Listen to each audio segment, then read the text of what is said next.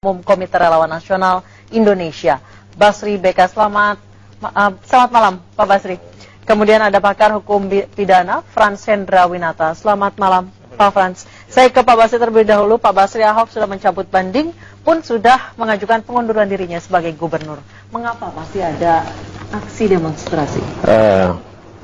Kalau kita melihat teman-teman relawan, ini bukan relawan saja, tapi elemen masyarakat juga, elemen masyarakat Jakarta, bahwa melakukan aksi ini adalah bagaimana memperjuangkan suatu nilai-nilai kebenaran dan keadilan.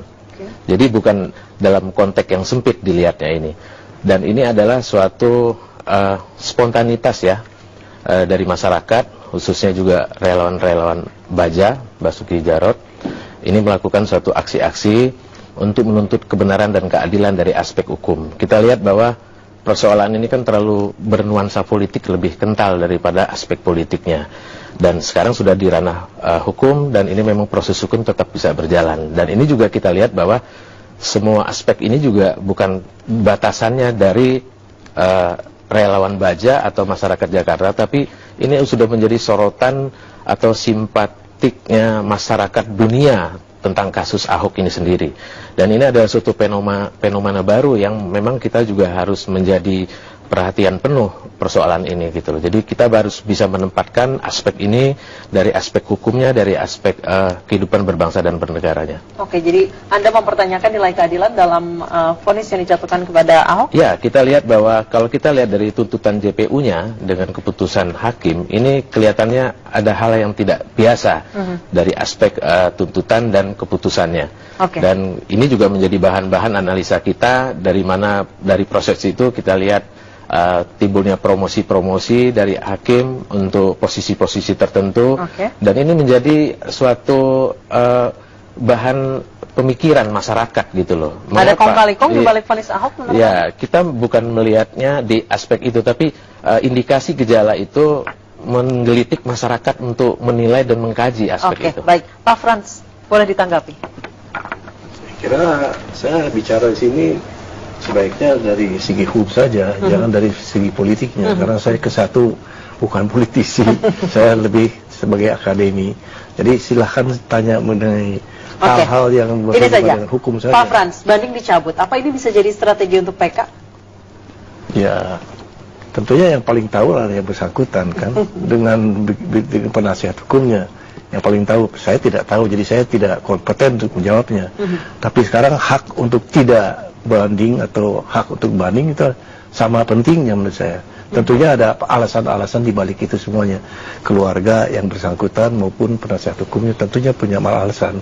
Dan yang mana jangan ditanyakan kepada saya sekali lagi, tapi kepada yang bersangkutan dan kepada penasihat hukumnya. Seperti apa mekanisme untuk peninjauan kembali sebuah kasus ini, Pak?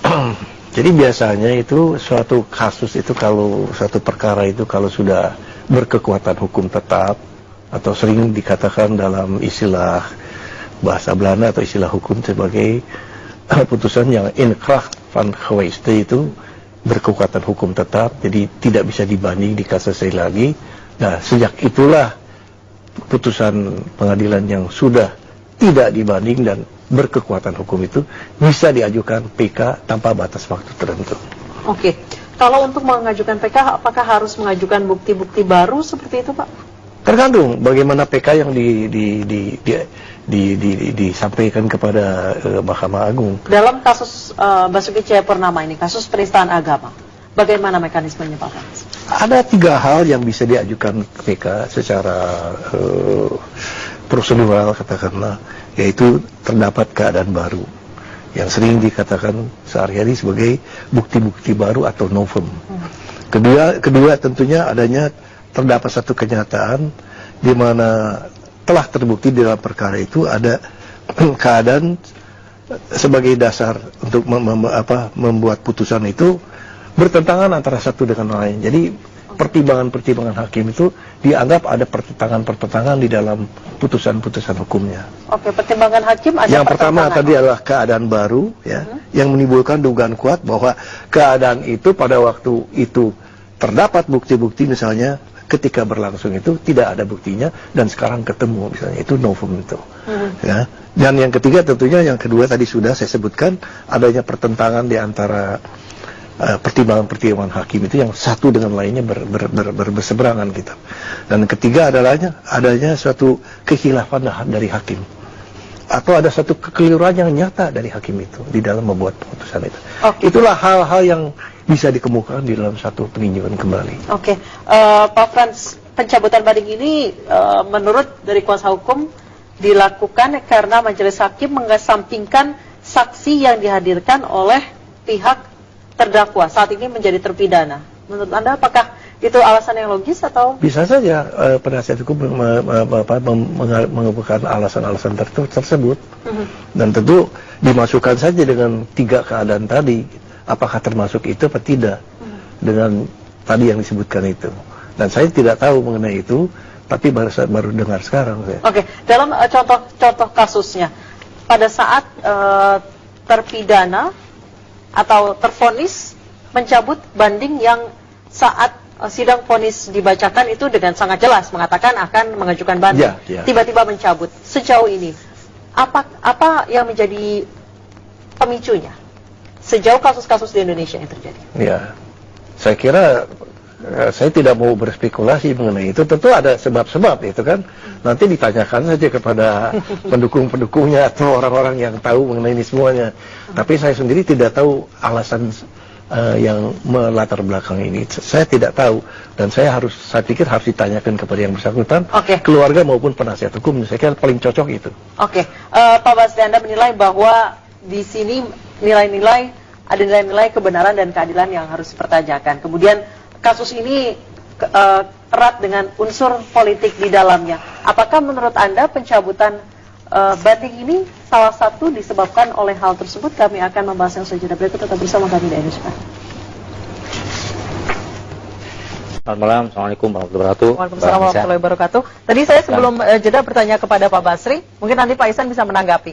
Pak Basri, mengapa Anda berpikir bahwa mempertanyakan nilai keadilan sementara terdakwa sendiri atau terpidana sendiri sudah mencabut banding? Yang kita bicarakan tadi kan bagaimana teman-teman aksi relawan di lapangan dan masyarakat. Mereka tuh yang menuntut tentang persoalan keadilan dan kebenaran yang mereka tuntut. Dan mereka melihat bahwa kasus Ahok ini ada persoalan di aspek itu. Makanya mereka turun. Dan mereka turun menyampaikan aspirasinya di masyarakat, dan ada waktu yang mungkin di luar jam ketentuan menyampaikan aspirasi masyarakat itu sampai aksi lilin.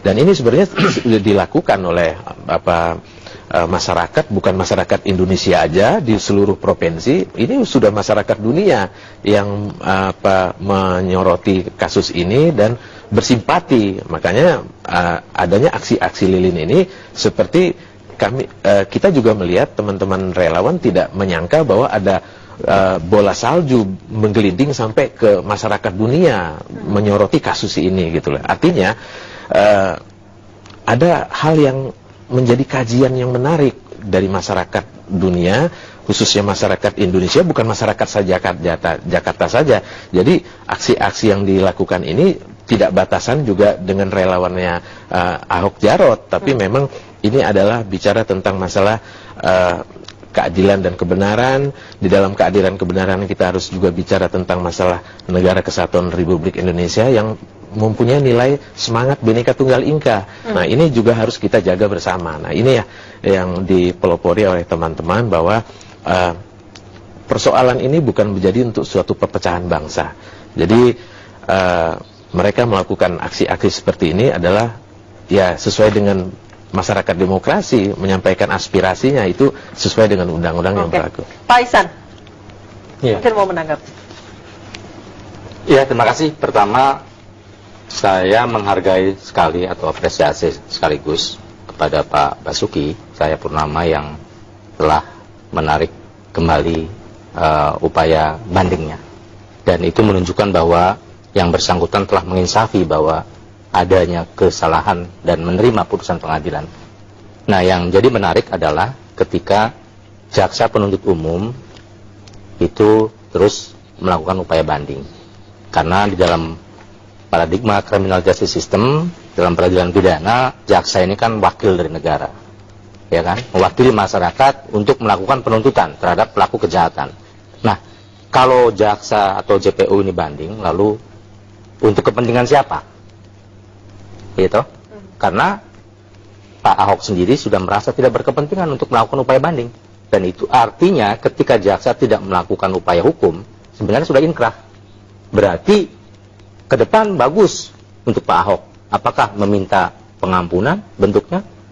Apakah meminta hal-hal yang lain yang dimungkinkan di dalam konteks apakah gerasi, sekaligus amnesti? Pak Frans, saat ini terpidana sudah mencabut banding, kemudian masih ada banding yang diajukan oleh jaksa penuntut umum. Apakah kemudian keputusan hukumnya sudah tetap?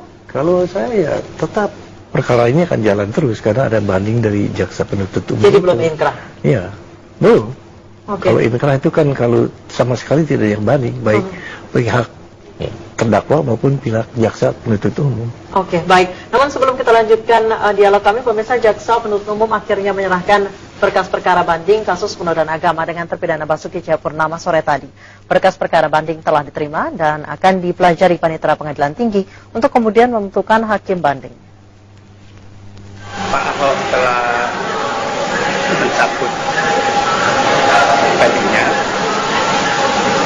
Pengadilan Tinggi tetap akan memeriksa dan meneliti perkara tersebut karena sampai saat ini jaksa penuntut umum belum juga masih tetap banding, artinya belum mencabut permohonan banding.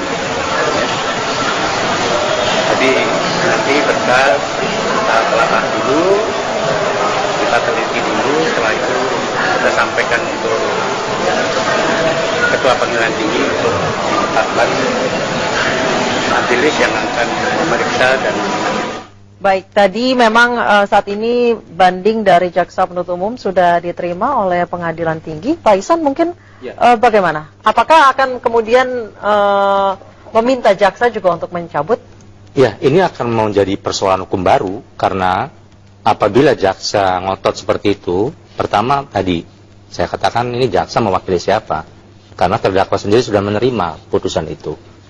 Nah, kedua, apabila nanti dalam putusannya memberatkan Pak Basuki Cahayapurnama, ingat bahwa ada satu ketentuan surat edaran Mahkamah Agung, senior kita paham pasti bahwa terhadap kasus penista agama itu harus diberikan hukum pemberatan. Itu surat edaran Mahkamah Agung. Nah, kita tentu tidak berpretensi bahwa Pak Ahok harus dihukum berat dengan banding nanti. Tetapi apabila itu terjadi, jaksa bertanggung jawab tidak itu? Kan itu merugikan kepentingan hukum sekaligus ya hak azasinya terdakwa. Tadi Pak Frans sempat mengatakan bahwa bisa jadi banding yang diajukan JPU karena memang ada perbedaan pemahaman soal 156-156A itu. Namun kami harus sapa pemirsa kami yang ada di Semarang, Jawa Tengah. Ada Pak Basori. Selamat malam Pak Basori. Ya, selamat malam. Ya, silakan dengan pendapat Anda Pak. Ya, menurut saya ini pengetahuan saya untuk Pak Ahok, saya sebagai bukan pendukung, tapi saya pemirsa. Tapi saya salut sama Pak Ahok. Tolong yang ada di atas semuanya mengetahui keadaannya Pak Ahok. Itu orang yang paling benar, paling betul untuk saya. Menurut saya sendiri ini, saya orang Islam. Saya percaya 100% Pak Ahok betul, benar. Jangan dipenjara. Orang benar jangan dipenjara. Makasih ya. Itu saja. Terima kasih. Oke, baik. Terima kasih Pak Basori, penelpon dari Semarang, Jawa Tengah. Pak Basri rupanya tadi mungkin kawan sepemikiran Anda, rupanya juga meminta Pak Ahok untuk dibebaskan. Dan kami akan membahasnya usai jeda berikut. Tetap bersama kami di News Prime. Saya ingin bertanya kepada Pak Frans. Pak Frans, tadi Anda juga sempat mengatakan ada perbedaan pandangan antara hakim dengan jaksa penuntut umum, antara 156 dan 156A. Menurut Anda seperti apa? Ya memang apakah biasa. itu yang diperjuangkan oleh JPU, makanya tetap kekeh mau banding? Nah, Anda harus tanya lagi kepada saya. Tapi saya bisa memperkirakan, sudah pasti ada perbedaan pandangan ya. Prinsip-prinsip antara majelis hakim dengan JPU tentunya. Yang tadi dibilang JPU mewakili negara, sedangkan hakim juga mewakili Tuhan sebetulnya, gitu kan? Kalau di Amerika itu jaksa itu mewakili the people. Yes. Jadi masyarakat Amerika, rakyat Amerika sebetulnya. Lebih tinggi lagi sebetulnya. Ya, kalau kita masih negara gitu loh. Kalau di sana the people versus Mr. siapa gitu loh, X begitu. Jadi di sana rakyat yang diwakili sebetulnya oleh jaksa itu. Jadi lebih tinggi lagi. Jadi kembali lagi, kalau ada perbedaan pendapat antara hakim dengan jaksa, itu sesuatu yang lumrah, biasa saja. Dan itu bisa terjadi gitu loh. Dan dalam hal ini, saya sebagai pengamat hukum, sebagai praktisi juga, menarik untuk saya untuk memperhatikan ini. Siapa nantinya akan keluar sebagai pemenang daripada ini semuanya. Perdebatan antara 156A dengan 156 itu. Yang mana menurut saya, mau gak mau hakim harus memutus karena sudah ada presiden. Sudah ada jurisprudensi. Iya, betul. Jadi bukan tidak ada. Tidak mungkin kita bilang ini tidak ada jurisprudensi. Memang ada itu. Memang di Indonesia ada seperti itu. Dan hukumnya hukum positif. Terlepas dari saya tidak setuju dengan hatsai artikelan itu. Atau katakanlah pasal-pasal kebencian, istilahnya sebetulnya dari bahasa Belanda, hatsai artinya itu pasal kebencian itu. Artiklen itu pasal sebetulnya. Jadi pasal kebencian ini yang kita warisi dari Belanda. Dan itu masih menjadi hukum positif kita. Jadi tidak bisa itu, walaupun MK sudah menghapusnya ini, tetapi dalam RUU KUHP kita masih dimasukkan lagi pasal-pasal tentang sekarang dibilang sebagai penodaan agama atau kebencian itu. Oke, tapi Pak Basri, Anda menilai bahwa ada mempertanyakan nilai keadilan. Kemudian kenapa akhirnya teman-teman juga masih berdemonstrasi di lapangan. Dalam suratnya Ahok menyebutkan bahwa pencabutan banding adalah untuk menghindari terjadinya demonstrasi. Bukankah sudah sangat jelas pesannya di sana? Iya, betul. Kalau itu memang kita menyarankan hal-hal yang seperti itu, tapi memang aspirasi terus berkembang. Kalau kita lihat kasus ini, dari awalnya pun sampai akhirnya pun ini kan sangat kompleksitas sekali. Antara aspek politik dengan aspek hukumnya. Kita tahu bahwa kalau kita mendengar video dari awal sampai akhir, substansinya itu kan ada keseleo lidah di situ. Jadi, mengapa persoalan ini terus berkembang? Karena menjelang Pilgub. Terus mengapa ini itu terus digoreng? Karena ada korelasinya dengan pemerintahan yang sekarang. Kita merasakan itu gitu loh. Gerakan politiknya ke arah itu. Jadi kalau kita bicara tentang tadi perbedaan 156 15A, dari aspek awalnya pun ini juga banyak versi, banyak penafsiran. Jadi kalau bicara hukum positif di Indonesia, kalau semuanya menafsirkan, ini memang nggak akan ketemu titik temunya. Makanya kadang-kadang bicara hukum, kita bicara... Maksud Anda hukum positif semuanya menafsirkan seperti apa? Ya, kita lihat dari JPU sama hakim aja. Satu bicara tentang dasar 156, 156A. Nah, ini juga sudah bicara tafsir dengan persepsinya kan. Okay. Jadi pada saat bicara persepsinya hukum itu, dia akan mencari pasal-pasalnya. Oke. Nah, ini yang jadi problemnya. Pak Basri, tahan dulu, kita harus jeda news terkini. Pak Ihsan tadi Pak Basri mengatakan bahwa ada tafsir dari masing-masing orang yang berbeda-beda. Salah satunya di antara hakim dengan jaksa penuntut umum yang 156, 156A. Ya. Tadi sebelumnya Pak Frans sudah mengatakan bahwa ini adalah hal yang lumrah terjadi. Iya, dalam peradilan itu kan memang pasti ada perbedaan ya. Jangankan dengan terdakwa yang diwakili mungkin oleh pengacara atau penasihat hukumnya. Jaksa pun sering terjadi ya. Tetapi kan kembali bahwa sistem peradilan kita kan sudah mengatur bahwa keputusan itu di hakim ya. Hakim itu berwenang memutuskan semua itu. Yang persoalan yang sudah dibawa ke pengadilan, apalagi dalam kasus pidana, kita kan berawal dari proses yang panjang, mulai dari penyidikan ya, sampai ke penuntutan dan sampai ke putusan. Ya. Nah, tentu semua pihak ya harus menghormati itu putusan pengadilan. Dan itulah ciri dari kita negara hukum. Kalau toh nanti dianggap bahwa putusan itu tidak memberikan rasa keadilan, ya ada forumnya, namanya banding. Dan dalam kasus ini sungguh menarik. Tadi saya katakan bahwa diawali pertama bahwa jaksa itu kan tidak konsisten sama sekali. Semua instrumen yang diajukan, baik saksi, ahli, alat bukti, ya, dan semuanya itu berkaitan dengan 156A. Ya. Tetapi dia kemudian belok menjadi 156. Oke, sebelum nah, membahasnya, inilah kemudian hakim tidak mengikuti apa yang dituntut oleh jaksa. Oke. Tidak mempertimbangkan apa yang dituntut oleh jaksa, tapi dipertimbangkan apa yang didakwakan oleh jaksa. Saya kira sah itu. Oke, sebelum melanjutkan dialog, sudah ada penelpon kami, ada Bapak Dapung dari Barito Selatan, Kalimantan Tengah. Selamat malam, Pak. Selamat malam. Ya, silakan dengan pendapat Anda, Pak. Begini, saya lihat pertama ini di dalam temanya ini Ahok sudah menerima putusan, tapi jaksa tetap banding. Nah, ini masalahnya, dilemanya begitu. Jadi menurut saya benar saja jaksa tetap banding karena dia mengatakan menurut dia terbuktinya pasal 156. Sedangkan hakim mengatakan terbuktinya 156A. Jadi dia konsisten dengan dengan pikirannya bahwa terbukti 156. Jadi saya tidak sependapat dengan jaksa. Jadi pintar saya. Jadi perkara ini benar saja jaksa harus banding. Nah, banding karena saya juga kecewa atas putusan itu. Putus kecewanya bukan salah karena terlalu ringan putusannya. Harusnya kalau saya maksimal Arsendo Atmawiloto saja diputus 5 tahun. Jadi ini juga harusnya 5 tahun. Jadi saya sependapat saja jaksa banding supaya diputus nanti tidak 2 tahun, bisa putusan bandingnya bisa jadi 4 tahun. Terima kasih Pak Dapung, kami sudah mendapat apa yang menjadi inti pendapat Anda, Pak Basri. Ya, kalau kita melihat bicara hukum, kita juga harus melihat dari hulu ke hilir ya, dari suatu keputusan. Kadang-kadang kita di Indonesia ini, banding itu adalah suatu sarana kendaraan yang dipakai. Kita harus melihat aspek bicara hukum itu bicara tentang keadilan. Kita bicara tentang komprehensif.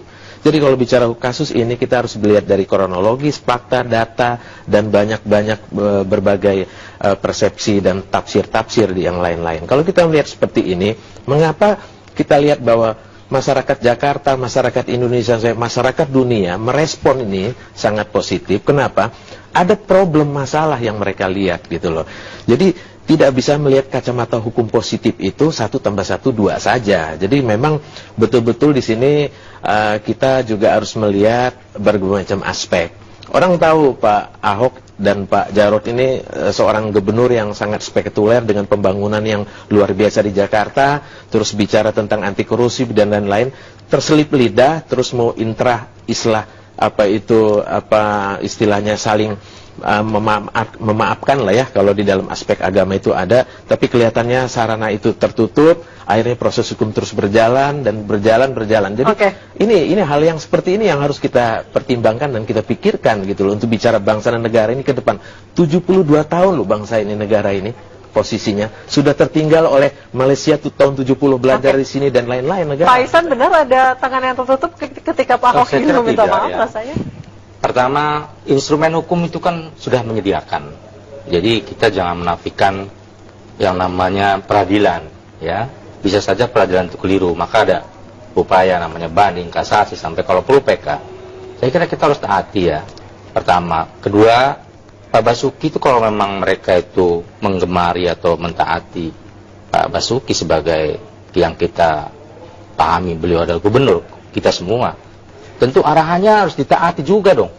Jangan Pak Gubernur sudah nerima, Pak Ahok sudah nerima, ikhlas, tapi masih aja terus berupaya didorong-dorong. Nah, saya sebagai Komisi Hukum di Majelis Ulama Indonesia tentu mengharapkan betul bahwa para pendukung masyarakat yang ikut Pak Ahok, ya, semua, saya kira harus ikutilah himbauannya. Beliau sudah menulis surat dengan indah yang untuk dibacakan dengan Bu Vero.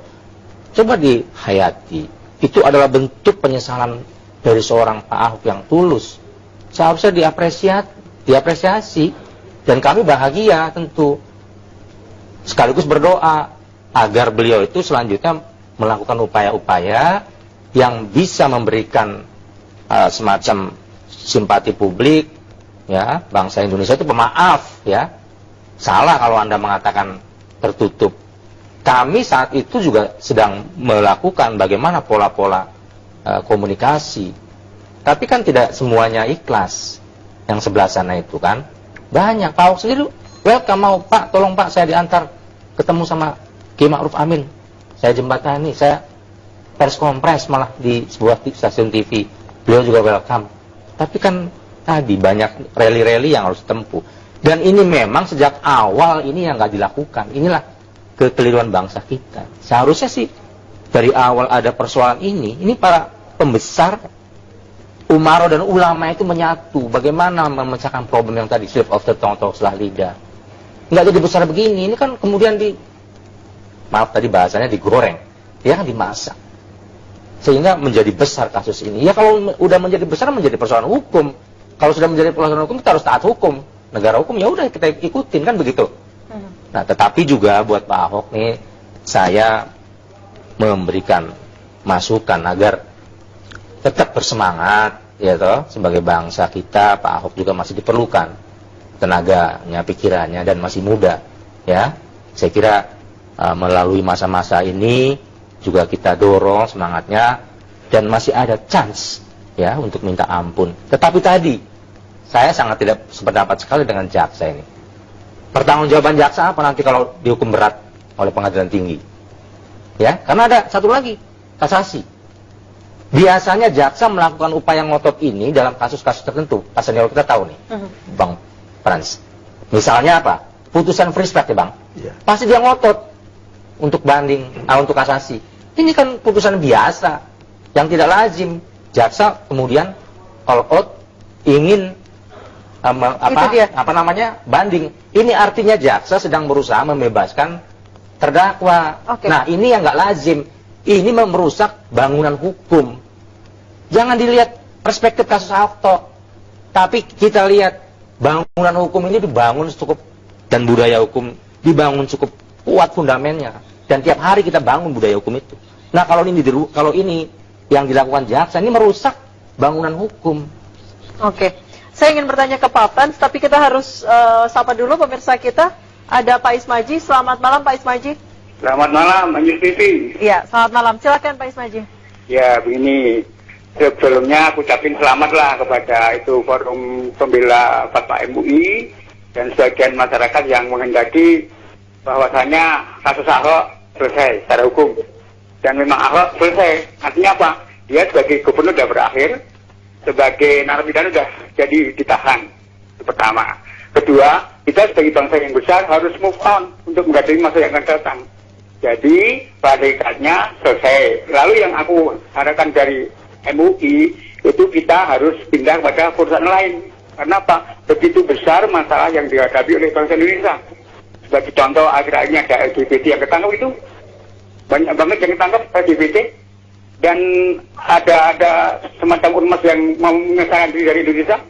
Itu harus kita tanggapi dengan baik. Aku harapkan MUI harus tegas dalam hal ini. Baik. Terima kasih Pak Ismaji. Pak Basri, jangan membuang-buang energi, kata Pak Ismaji. Oh ya, ini sebenarnya kami ini kan organisasi relawan mendukung Pak Ahok Jarot ini kan di kinerjanya. Kami melihat bahwa ini kinerjanya baru. Kita seberapa tahun di hidup Jakarta biasa lihat cari sampah itu gampang di sungai. Sekarang cari sampah susah. Jadi kita lihat aspek kinerjanya. Nah, sekarang kita lihat bahwa aspirasi masyarakat di bawah ini mendukung beliau karena menuntut keadilan dan kebenaran.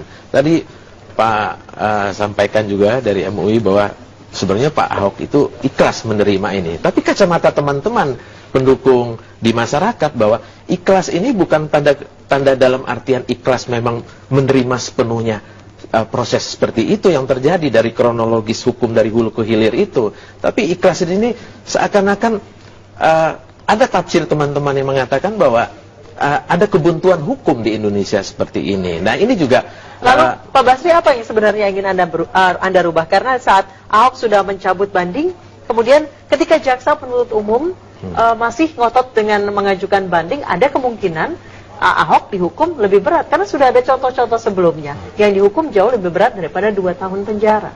Ya, itu kan ranah kacamata kajian dari kejaksaan. Kalau saya tadi bicara ranah kajian dari persepsi masyarakat tentang kasus ini. Nah, kalau wilayah kejaksaan saya nggak bisa masuk wilayah itu kajiannya. Tapi yang pasti kita menyampaikan bahwa Mas, ini bukan kajian loh. Ini bentuknya sudah tindakan untuk melakukan upaya ya untuk melakukan banding. Itu merugikan Pak Ahok. Iya. Nah itu yang kita khawatirkan Ya, justru. maksud saya kajian dalam tadi itu bahwa ada pertimbangan aspek hukum dengan data-data hukum dengan fakta-fakta hukum dari tafsir hukum yang ada, makanya dia ngajarkan banding. Itu ranahnya kejaksaan. Saya nggak bisa masuk wilayah itu. Iya. Tapi ini masuk wilayahnya persepsi masyarakat bahwa persoalan hukum pasrahnya Pak Ahok ini dilihat oleh teman-teman ada kebuntuan hukum di Indonesia. Kalau bicara hukum itu kan bicara kesepakatan bersama lah. Oke. Kan gitu. Namun apakah dari relawan Ahok sendiri masih berharap Ahok dibebaskan atau mungkin dikurangi hukumannya? Kami akan kembali usai.